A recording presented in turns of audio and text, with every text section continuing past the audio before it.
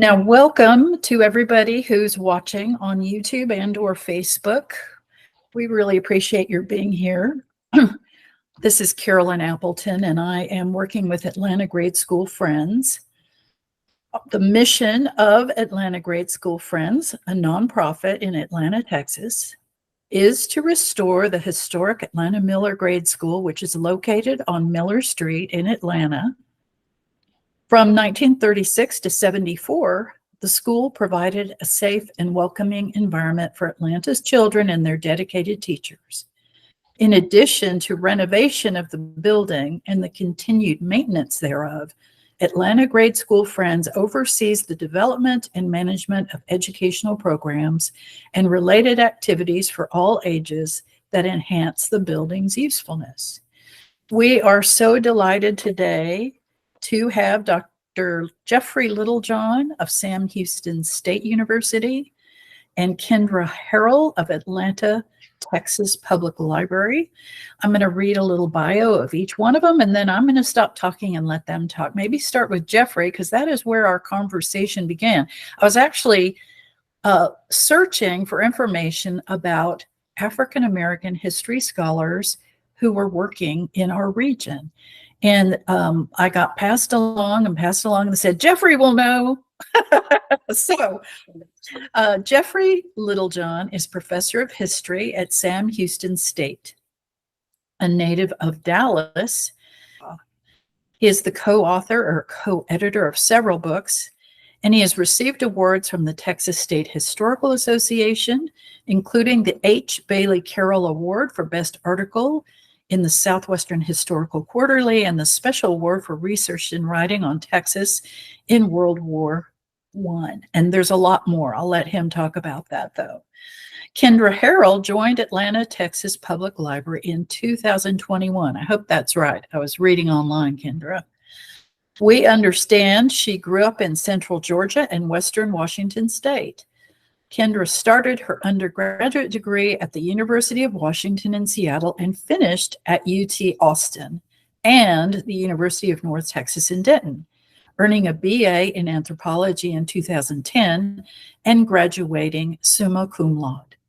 She moved to East Texas to be closer to family and started as a cataloging clerk at the Texas A&M Texarkana Library in 2014. And I like this quote from the Texarkana Gazette.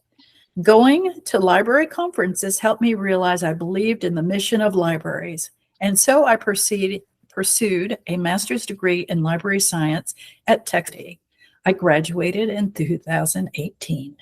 So welcome to you both. I really appreciate your taking the time, and also appreciate your talking to us about preserving family and community history. One thing I have learned the past couple of years working with Atlanta Grade School Friends is there is a passionate group of people involved as volunteers and supporters. They love history. They love that school. And if you get on our Facebook page, you're going to see that there are many, many historical photos, which got me to thinking, as we restore Atlanta Miller Grade School, where are those photos? Could we digitize them a little bit more professionally? Could we save it, create an archive? And so this is where Jeffrey and Kendra can help. And I'll pass this now along to Jeffrey. Well, hi, everybody. I'm delighted to be here, and thank you for the invitation. Well, there are all kinds of things we could talk about. One thing I've been thinking about with you all is perhaps a digital archive of your photos, which could be, and I'll let Kendra talk about that because I'm sure that would be something you would want to do at the library. But in addition, I'll tell you a little bit about things we've done here in Huntsville and Walker County. We've done several books on local history. Specifically Arcadia books. I don't know if you're familiar with those, but they're great little books you can sell. A lot of times they're sold at the grocery store or the Walgreens or whatever may be around. Usually those take about 180 photographs, maybe a few more, a few less, and then Are y'all familiar with the Arcadia series, Images of America or Postcards of America? No. Okay. Well, we've done books on both of those things in Walker County, and maybe Atlanta is not large enough to do a book. I don't know. I don't know how many photos you have, but usually the way those books work is you do a set of images, let's say on businesses in the local community. And then you would do churches, or you could do schools and education. So you wouldn't just do buildings, but you would find images of local leaders in education. They're usually historical in nature. Um, and like I said, it usually takes about 180 photos. And we've done also the postcard series, which was postcards from Walker County. And you would be surprised how many postcards there are of businesses and churches and all of that sort of thing. So that's one way. And of course, all we do is scan those images. And Arcadia, if you were interested in pursuing that route, Arcadia has a very detailed, formatting series of guidelines. So it's very easy to follow what they want. And then, they do the heavy lifting of putting it all together for you and publishing it. And it really is a nice set of books. And people buy them in the community for, Christmas gifts, or give them to guests, and so on and so forth. My friend Tom Cox taught in China for a year, and he took some of the books to China and gave them as gifts because, to let people know this was where he was coming from. So that's just one idea. I'll pass it on to Kendra. Maybe she could talk about working with the library in a database. Yeah, so I looked it up real quick because it sounded vaguely familiar, but I wasn't sure if it was Arcadia or a different publisher. But we do have one already for just Atlanta, for the city of Atlanta, through Arcadia Books. But I'm sure we could get some more specialized titles based on what the Friends has in their photos and everything. But it looks like that one did come out in 2011. So, and I've seen those around. I just didn't know what they were, that it was Arcadia Publishing. So I think the library does have a copy of that one. I think I actually picked it up at the pharmacy. But so as far as archiving photos and everything, there's, as what the library has already, is one thing that I wanted to talk about, and then opportunities for different ways of archiving I wanted to mention as well. So what the library does have already, and this is through the Cass County Genealogical Society, which is in partnership with the library, they have scans. Let's see, I'm trying to find the exact page. They have scans of yearbooks, actually, from, and it's not every single one. It's the ones that they've been able to get their hands on so far. They have scans of yearbooks from 1932 to 2006 locally, as well as they've got a lot of more genealogical type resources like cemetery maps, census data, things like that. But photograph wise, they do have a pretty good collection going. And on their website, which is CassCogensos,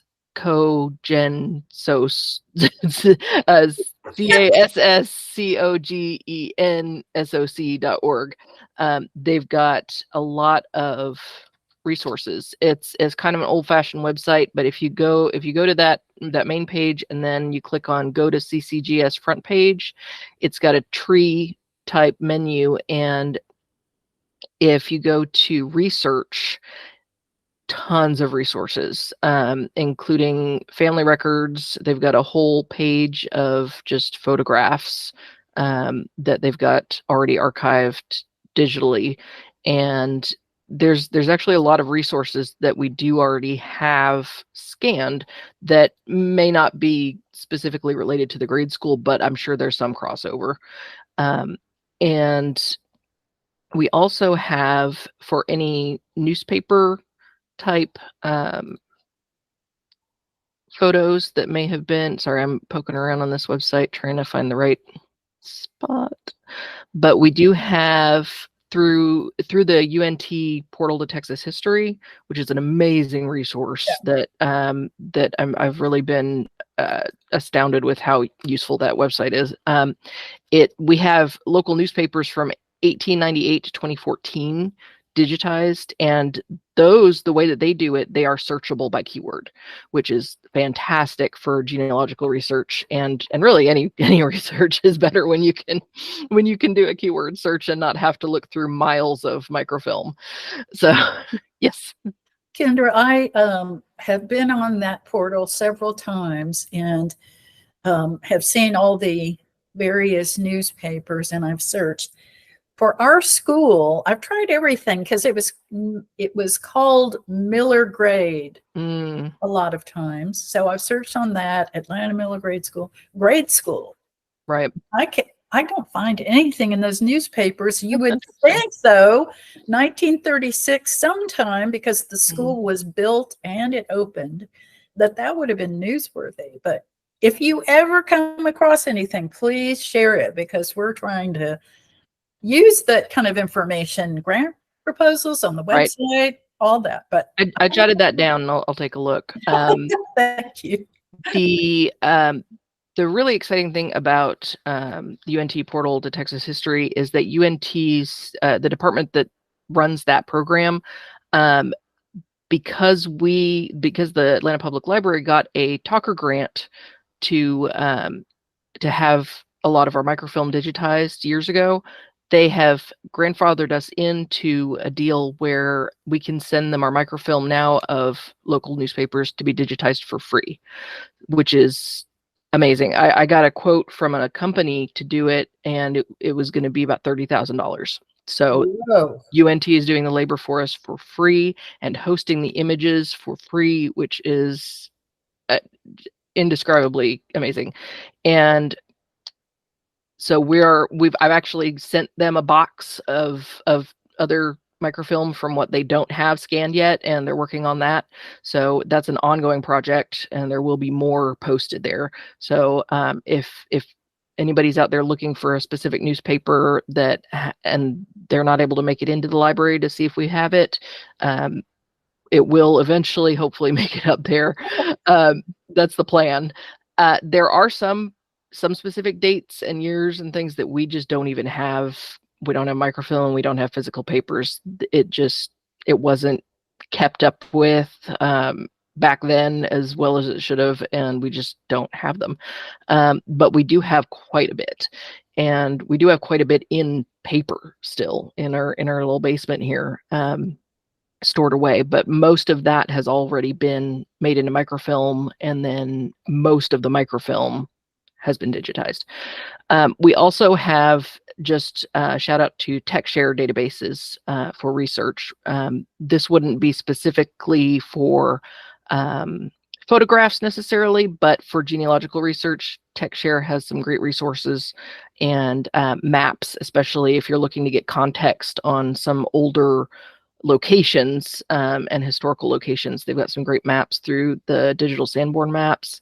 They've got military records, and that includes stories and photos and personal documents of military members on the Fold 3 library edition, which is a ProQuest database. And then Heritage Quest and African American Heritage through ProQuest are other resources that local people have access through our TechShare databases. So a lot of people aren't really aware of what TechShare has, and I like to mention that sort of thing. One of the other things that is very exciting, so our previous director, Jackie Eisenhower, She passed during COVID, and Mm. one of the last projects that that she worked on was a digital memory lab in the library. And because of COVID and all sorts of disruptions, that project has not been finished yet. So it's my goal that by the end of this year, we'll have our digital memory lab open and available for people to use. And that will enable people to bring photographs and have them scanned on a very, very good scanner. And also we're going to have a VCR to digital setup so people can bring their old movies in, and they can, well, not movies, but home movies, and copyright still applies, but and transfer that to digital files for digital archiving. And then we've also got in that scanner a film scanner, so it could scan actual film, and not just photographs and slides. Yes, ma'am.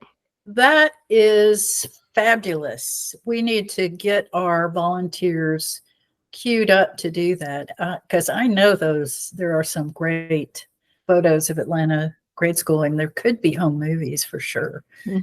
So, we have a ways to go. I want to mention to those on Facebook that I shared the bio of Jeffrey and Kendra, and or links to the library. And also, I posted this information on Issue to the Atlanta Grade School Friends Issue digital reader page. And that is the flyers that Kendra gave me yesterday. Whoops, you're silent. Let's see. So those, you can follow those links and download those and have a look. So anyway, just wanted you to know. Thank you. I just looked at, I mean, I use the portal to Texas history for newspapers, but I have not generally been successful. And a lot of, but the database I use is called newspapers.com. I think it's the best one by far of available databases, and it's relatively cheap. And if you have an Ancestry account, you get a discount because it's owned by Ancestry.com. But I just searched Atlanta Grade School and Texas newspapers on newspapers.com, and I got 88 hits.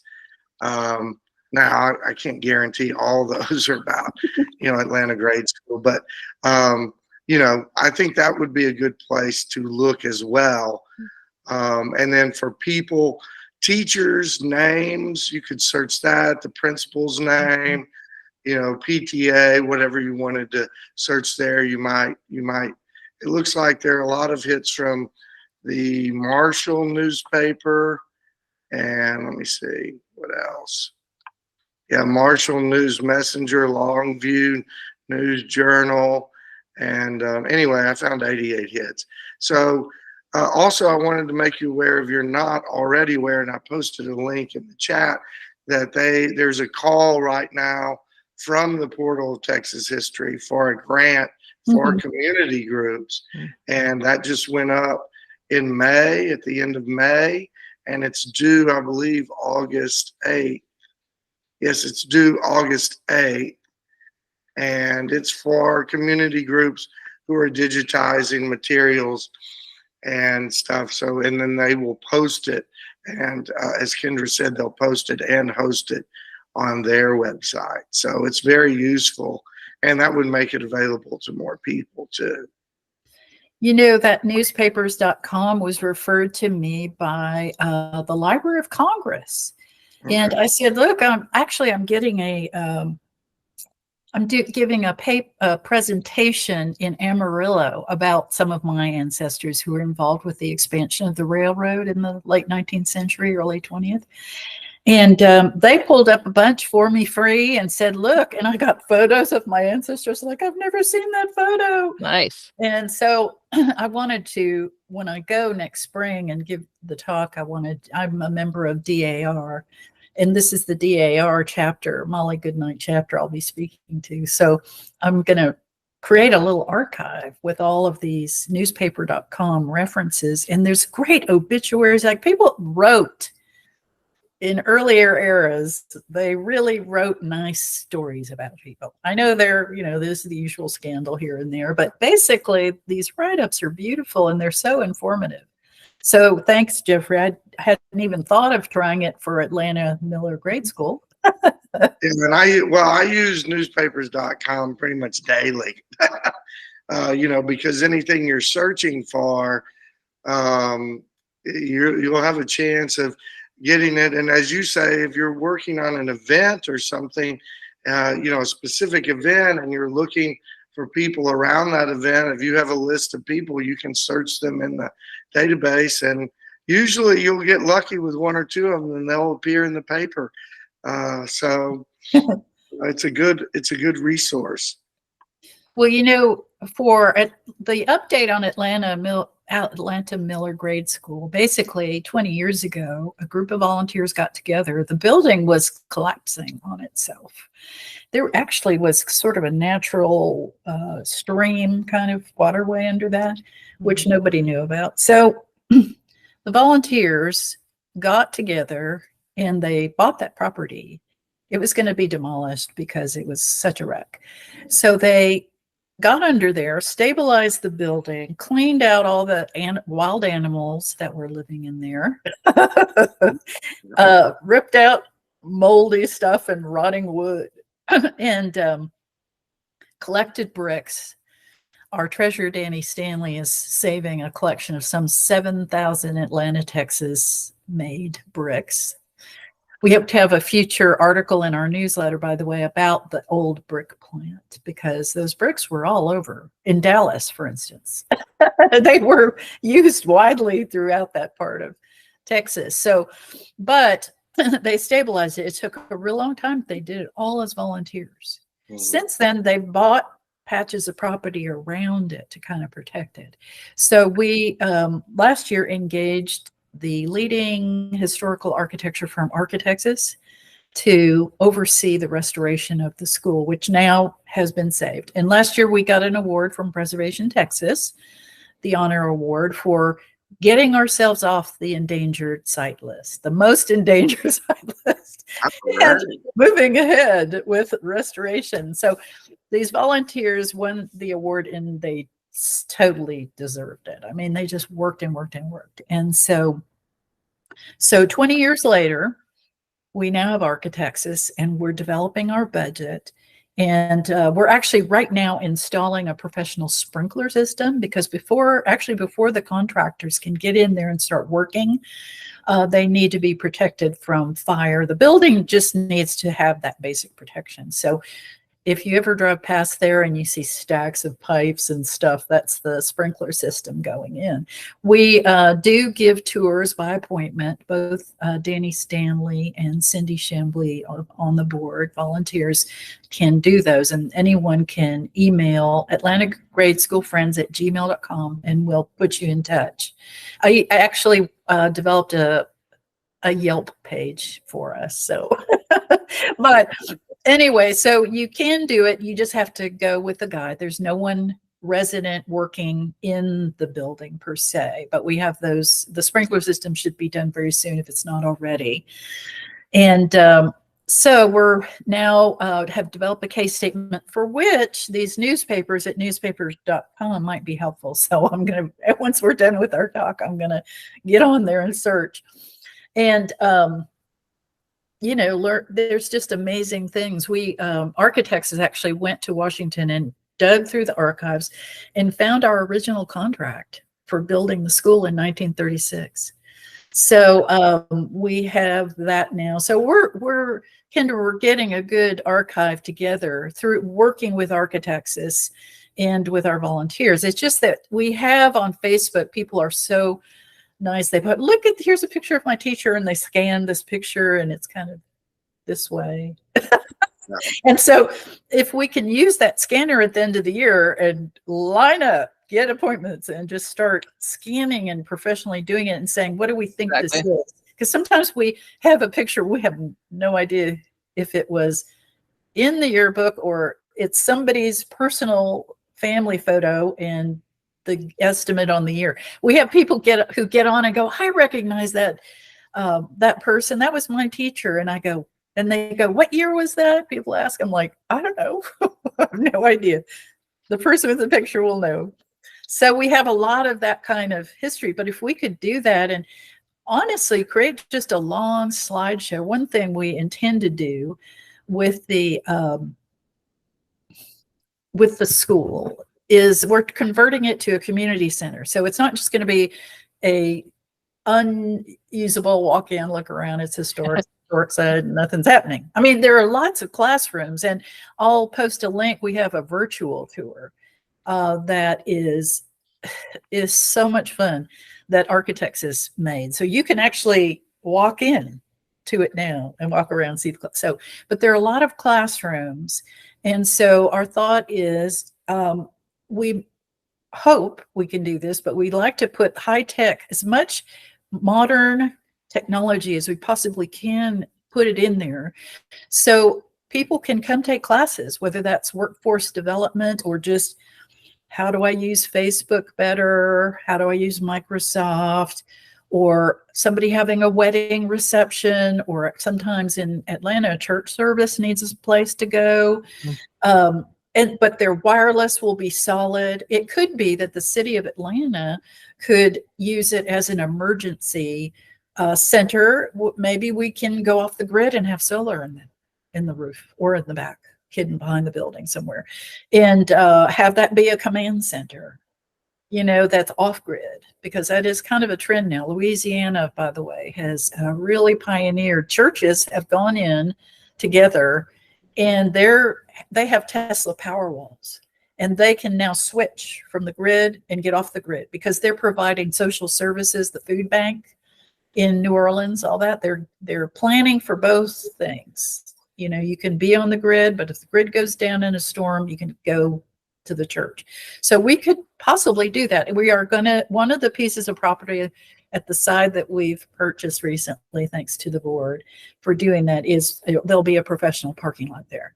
And I, being kind of a modernist, said, hey, let's have some EV charging stations right there. I want it to be very cutting edge. So I want it to be both my vision personally, I don't know if the board likes this, but is to have it historically accurate, which it will be with Architects, but also really modern. But we're also now, to make a long story short, when you go in, we're not going to put giant name plaques and, all over the walls, because it's going to go on forever and we'll have people donating. It's too much. So we're going to create YouTube thank you videos that recognize all the donors and that just autoplay the whole time. So we can have flat screens. Everybody gets recognized. And special project donors can have their own little story. Building donors will be recognized. But that is also a video that will be on YouTube. So you could look on it there, anywhere from, because now these graduates of Atlanta Middle Grade School are all over the United States and in Canada, I might add. And so they'll be able to watch and see their name come up, or see what's future programming is coming up. We're going to incorporate all of that in a nice video. And then the walls are not gummed up with too many plaques, which does happen with popular sites. So we're going to go high tech. So stay tuned. We don't know how much we can afford, but we actually have in mind some grant proposals to funders who have an interest in that. And so we think we can make it a really great high-tech center. So that sounds amazing. And we could have pictures from the library. Here we are, just ongoing, 1955. Here it is, year by year, so-and-so took this photo. It's a little history, and have that just as an ongoing slideshow that people can tune into anytime.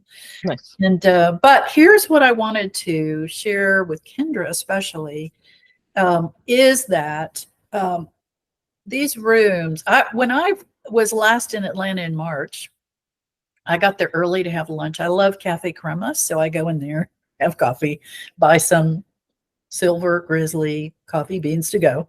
And so I walked around and I thought, I've never been in that library. So I went in there and there was a nice volunteer at the desk and I just introduced myself. But when I walked in there and I saw how packed that library is just to the rafters with so much stuff. Yep. And so I told the board, I said, this is just an idea, but I think we should consider giving a room to the library for some purpose. Wonderful. It could be just stacks. It could be a children's reading room where you could actually have reading and children's programs going on. But if we have it, the whole building be really high tech, then you could do a lot of stuff, and the library is already pretty high tech. So, and we could have programs from Sam Houston State University, Jeffrey. We could have history programs, African American history in East Texas, Northeast Texas, and we could have guest lectures going on. I voted also for a permanent little gift shop and a little exhibit with original style children's seats that you will see if you get on our Facebook page at Atlantic Read School Friends, and maybe interviews with people who attended and put that on YouTube. So have you one thing, well, a couple things come to mind. One, I was going to share with you this East Texas history link to the East Texas Historical Association. We just had our New Deal symposium on Saturday for this year, but George Cooper, my friend, is organizing the next one already, and it happens, this will be the 10th annual next year. Oh, wow. But since your school was built in 1936, and as you say, you got details from Washington, D.C., so I assume it was built through a New Deal program. Yes. Then I think that would be an awesome presentation to do at the New Deal Symposium. And we get a pretty good crowd there. And it would also give your members and volunteers a chance to, meet some of the people who work at the East Texas Historical Association. We also have our annual meeting in Nacogdoches every September or October. Again, the program that's already done for this year, but next year that would give you plenty of lead time. So those are just two places you could present what you're doing. The other thing that comes to mind is, I don't know if you've been to the Gregory School in Houston, but it was a historic African American school. They've done exactly what you're talking about doing. Nice. The city of Houston, and they invested, I would say, millions of dollars. I don't know how much, but it is a spectacular renovation. And so it's called the African American Library at the Gregory School. Let me see if I can pull up the link. And it goes to what you're kind of saying. This is it. Let's see. And they've redone the interior in the way you're talking about doing it. That is, let's see, let me put this in here. This is the Houston Public Library. So it's called the African American History Research Center at the Gregory School. And so they have the local African American history archives there. So for example, you could do at your school like education, you're talking about teaming up with the library and having materials there. What could be on the history of education? They made a spectacular, it's really a phenomenal place. I would encourage you, just to take a look at. Done a lot of what you're doing. Of course, they're in Houston, so the level of money they have, a little bit. They did a really good job, and you could show movies at your like documentaries on the history of education, whatever it may be, documentaries on the history of Texas or East Texas, whatever. But it sounds like you have so many great plans for the space you're going to have. Wow, it's kind of inspiring here. We did a survey monkey survey last June, a year ago exactly, almost, and the potential uses were just it was amazing. But a lot of our community, we have some really great artists in the general community, art shows, artists. And so I actually, after our board meeting on March in Atlanta at Luigi's, we went over to the school, and I was telling a couple of the board members that before we get carried away with assigning spaces or school, classrooms, that we should pick a room for an dedicated artist studio that's near the water pipe. So, because they need to have sinks and all of that, and that has great natural light. Although the thing is, there's great natural light coming in those big giant windows, and window restoration is one of the things that we are going to be doing, of course. So that's really exciting. That's a feature people just love. But there's also the big auditorium, so we could have some conferences, fun things. I personally think on Pinterest, I have a board called 1936. So I'm trying to research the context in which that school was built. And I think we should have a film festival of 1936 cartoons, because they are great. The mascot of Atlanta Miller Grade School is the rabbit, and the color is maroon.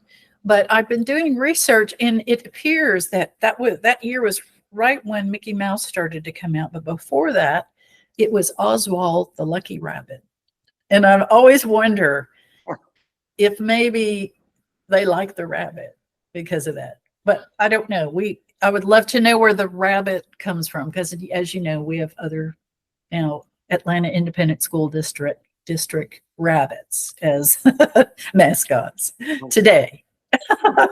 But I like the idea of Oswald the Lucky Rabbit. So, but we could have ongoing exhibits of just the WP era. I mean, there's so many interesting things to do. And in our newsletter, I'm hoping that Charlotte Evans, Kendra, will maybe write an article. Next week, I'm working on the June issue that follows up from this discussion today, and about resources and all of that. But basically, our newsletter, we've just been doing now 2 years, but it's really brought out a lot of history, because we're having some people just share their stories of what happened when they were in school. It's hilarious what they talk about. They liked recess a lot. We know that. But anyway, so there's a lot. We have nothing set in stone. What I'm saying is just these things have been talked about as options, and there are a lot of classrooms, and potentially we could have a WeWork Atlanta. We could have a professional workspace for independent contractors who just need a safe and clean space there. We're going to be, of course, ADA accessible, and it's just going to be great. So, of course, I would think that. I get to work with the board on the fundraising part. So we're ready to go almost. We're just fine-tuning the budget and schedule a little bit right now, but we'll be starting to ask for meetings, and hopefully we'll get our full budget here soon so we can just start. The thing you just mentioned about having a space for people to come and work, that would, from what I have seen of the library use by people, that would be very valuable. We are very tight for space, and we don't have any kind of private study room or anything like that. We also don't have a good space for people to do online doctor's appointments and that kind of thing, which is frustrating at times, because we have to kind of juggle people around to different offices and try to make space for people when they need it. So something like that would be very valuable.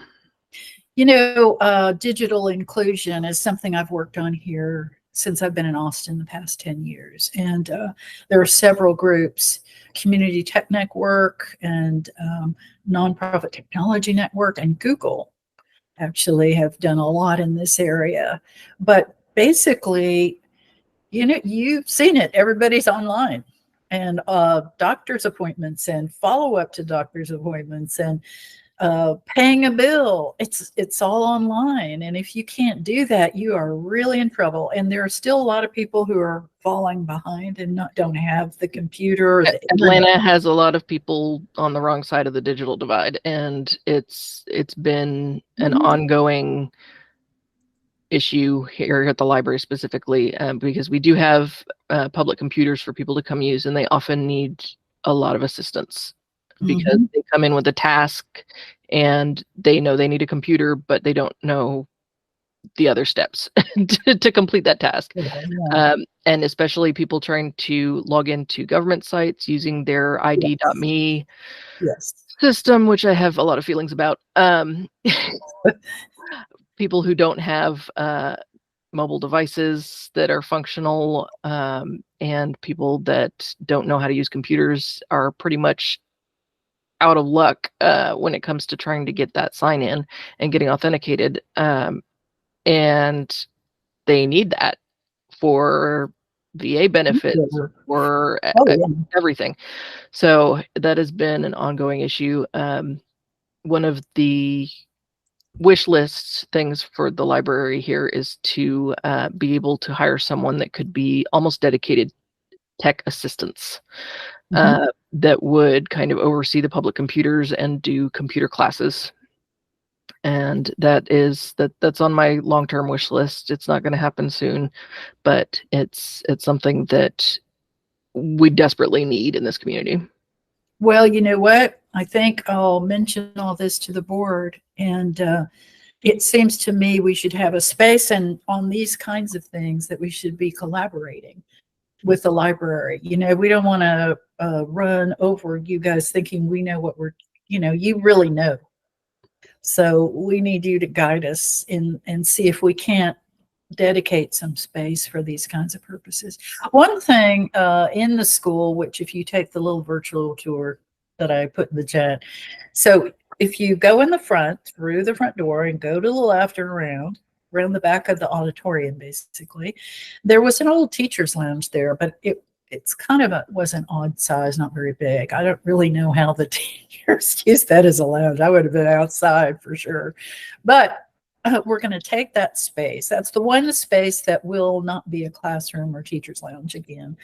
But we're going to turn it into a catering kitchen, because there's the door goes in, faces the back door of the auditorium. And so we can have supplies. If we have caterers coming in the back, that parking lot's going to be right back behind that.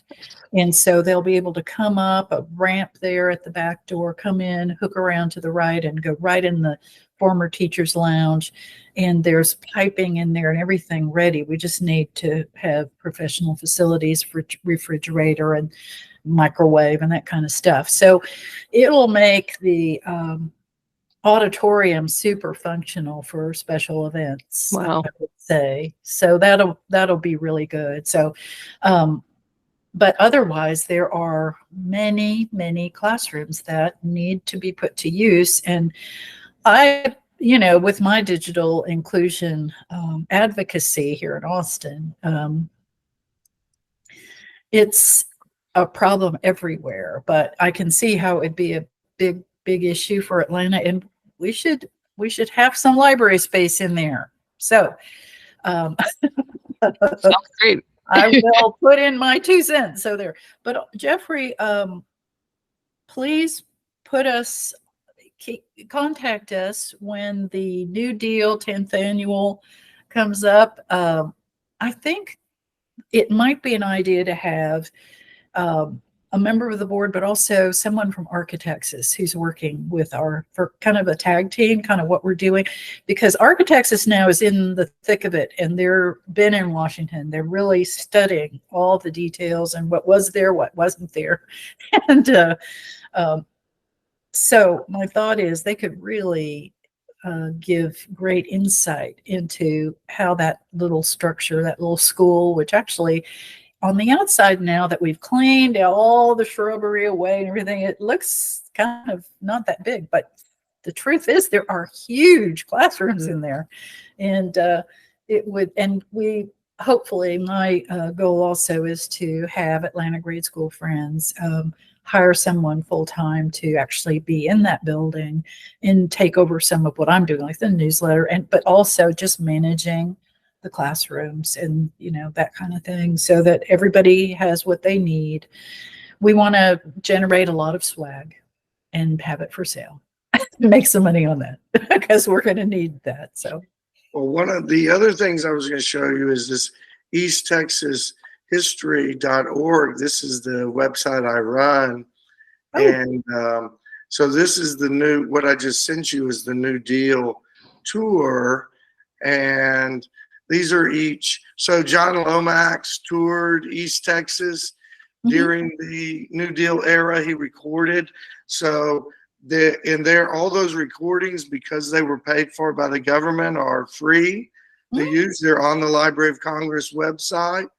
Obviously, the WPA murals, and actually murals were done by multiple entities, and then photographs. All the stuff that Lomax did was he also has photographs and notes on the Library of Congress website. Electrical cooperatives were built during the New Deal, and there's one in Bowie in Cass County co-op. But those would be things you could also do exhibits on, New Deal in your region, and there's a lot of interest in that, especially since your school was built in the New Deal era. And it's also, we're coming up, this is, 2024, and roughly 6 or 7 years, we're coming up on the anniversary of the launching of the New Deal. So that would be something you might consider doing in your exhibit space as well. And the songs that Lomax recorded are amazing. They are. Those are prison songs, field songs, spirituals, all kinds of stuff. Yes, I years ago, a long time now, I served on the advisory council of the Briscoe Center for American History at UT Austin. I have some family, Southern history family docs there in their archive, but I got to know that Lomax archive. Boy, that was popular. It's very cool. And maybe I don't know, I just looked as quickly as I could. So if you just type in John Lomax Southern Tour, the Library of Congress exhibit will come up, and then you can download any of the songs and field notes. And I don't know if there are any from Atlanta per se, but Cass County or surrounding counties would still be cool for an exhibit at your school. Doesn't have to be right from there every time, Sometimes you can't find what you're looking for right there, Yep. No, it's good. And that's really, really helpful. So thanks. Great. Well, you guys, I've taken up a lot of your time, but it sure has been great. Man, I've got a lot of new resources to research. Yay. That's what we need. So any final words or thoughts or? I just go ahead. No, you're good. Go ahead. Well, I just say good luck to you. Sounds like you're doing great work, and I hope things develop the way you are planning them, because it sounds outstanding. Yeah, you'll have to come visit, and you'll have to give a lecture once we get going. We have a couple years to go, because how it is with fundraising. We got to write, we got to get introduced, then write the proposal, then follow through, and all of that. But I think it's such a great program that and project for Atlanta, Texas, that it's really going to be a superstar for that region even. So, Kendra, what were you going to say? I was just gonna give out a few little tidbits of tips for anybody who's watching that may want to kind of archive their own family history and photographs. I wanted to say that not all digital media are created equal. A lot of CDs that were burned maybe even just 20 years ago are already starting to fail.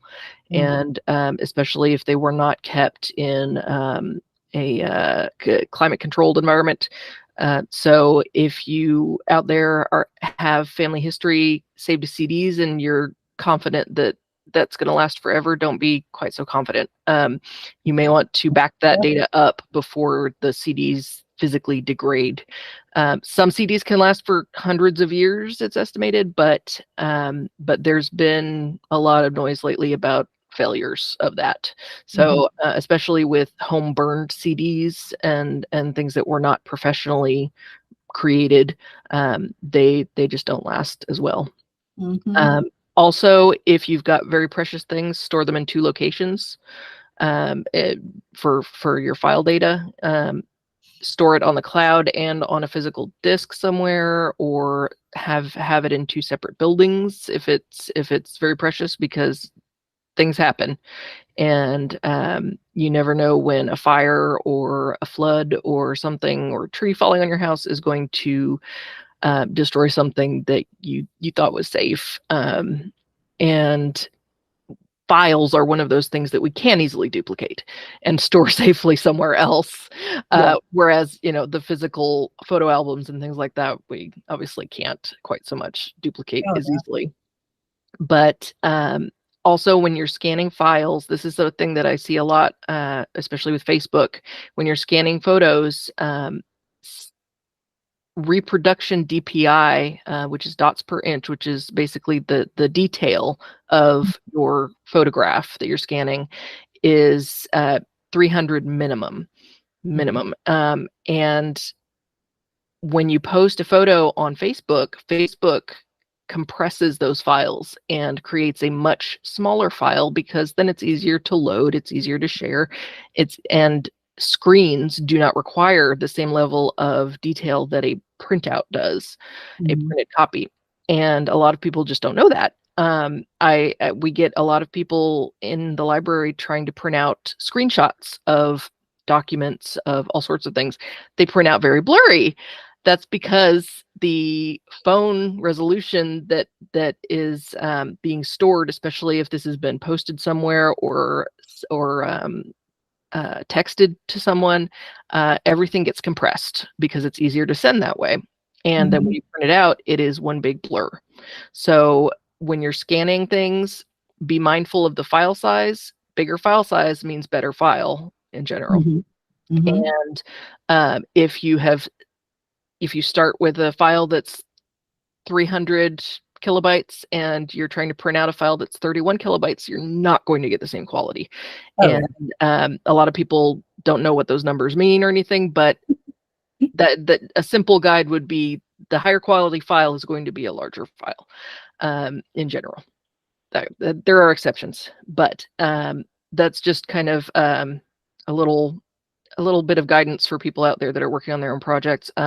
Printing out photos saved from Facebook will disappoint you. They are not meant to be print quality files. They are meant to be screen quality files, and screen resolution is 72 DPI. Remember, I said the minimum for printing, you want to have 300 DPI. So saving files off of Facebook is not the same as having a high quality scan or even a high quality photograph of those images. So that's all. Oh, good. Kendra, I did want to mention one thing. I've been affiliated with TechSoup for many years, and TechSoup has a whole library division. If you that's free tech, basically, or highly discounted tech and services for libraries. If you ever want to get involved with them, I can make introductions at a higher level. And one thing I did a couple years ago, you're talking about the backups, brings that to mind. And that is, I helped them develop a nonprofit disaster and recovery educational program. And it happened, we finished it right before COVID. So, and then we had lockdown. So we couldn't give it in person, but there is an online course. So if anybody ever wants to have that, in person, we could probably do it. It was funded by the Center for Disaster Philanthropy. But what you're saying is right on point. I just love the cloud, but the true disaster expert on that topic said just what you're saying. Have a physical. The cloud is only reliable as the technology that the cloud is using, and technology fails us all the time. Right. So Well, as comforting as it is to have something backing up automatically to the cloud, if that company goes under for whatever reason, or there's a takeover of some sort and things change hands, you can't rely on that. No.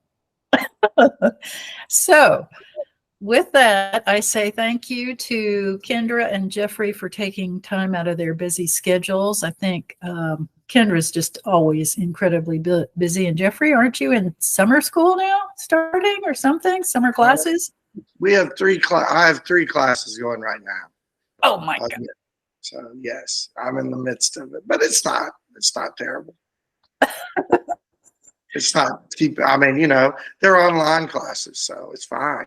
Oh, good. Thank heaven. So, well, okay. I'm going to stop the recording and appreciate you two very much. Please keep us in the loop. Please, please, please keep emailing, asking questions, letting us know, because we're just out there. We don't know what's going on.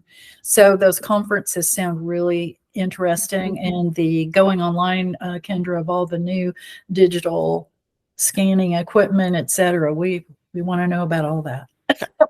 So thanks a bunch. Yeah, thank you. Thank you. Enjoyed it. Yay. Take care. Bye. Okay, bye y'all.